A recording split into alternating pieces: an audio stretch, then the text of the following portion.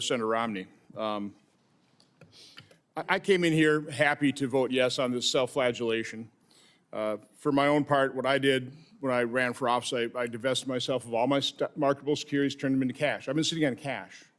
And you know how much I've lost in terms of opportunity cost since that point in time. So, you know, from my standpoint, I was able to do that. I had the capability of doing that.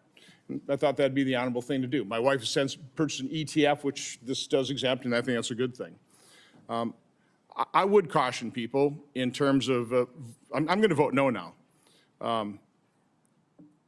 We don't want to turn Congress into a rich man's club.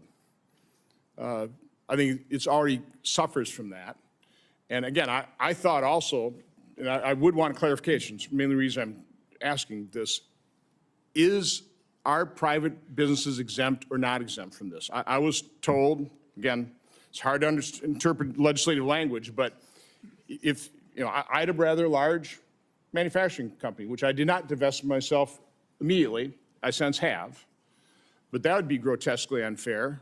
We're going to limit the number of people, by the way, qualified people.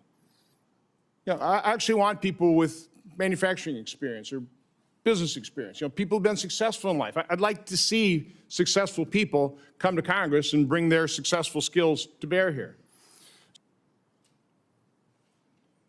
Senator Hawley, do you know what the answer to that is? Divest from what? Stocks. I don't know what the state of the president's, the former president's current portfolio is. Whoever is elected president would have multiple years to comply. But I do know there's always an excuse for why we can't do a stock trade bill.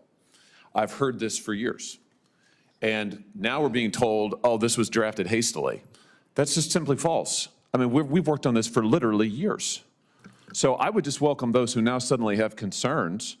Where have you been for the last few years? And listen, I'm happy to work with you as this moves to the floor. We can always do a substitute amendment, that's fine.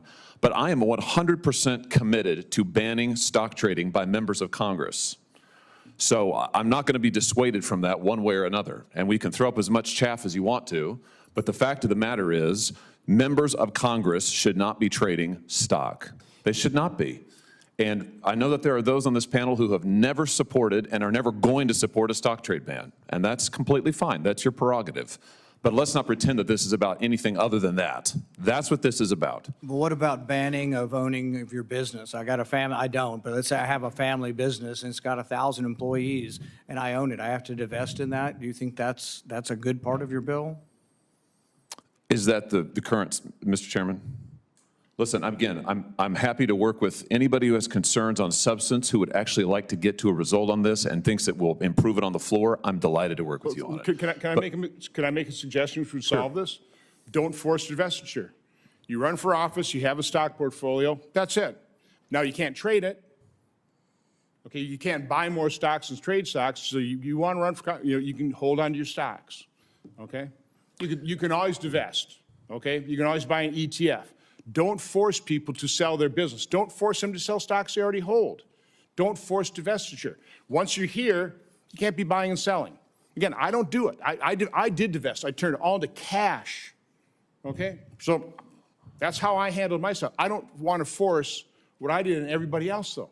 Not everybody's in my position. I don't want to turn Congress into a rich man's club. And by the way, I certainly don't want to impose this self-flagellation on other branches of government. We can do this to ourselves. I don't think we should do it to the executive branch or the judicial branch. Can I just, Congress is a rich man's club. That's the problem. That's what we're trying to fix. I would suspect that I probably have the fewest assets of anybody sitting on this dais. I am not a rich man, unlike those to my left.